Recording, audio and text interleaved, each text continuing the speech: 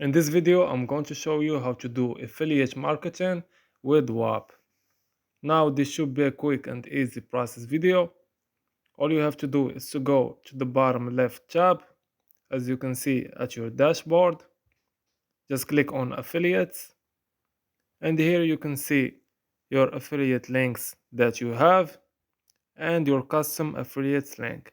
Now, if you want to do affiliate marketing with Whop, just go ahead, click on the top right, as you can see now, where it says this plus button. Click on it, and here you can find affiliate offers. You can choose one of them, then click on add when you like one of them. After that, just go to the affiliate dashboard and you will find it there. So now if you scroll down, you will find your custom affiliate links ready to go to copy them and start earning. So this was an easy and quick process video. As always, thank you for watching.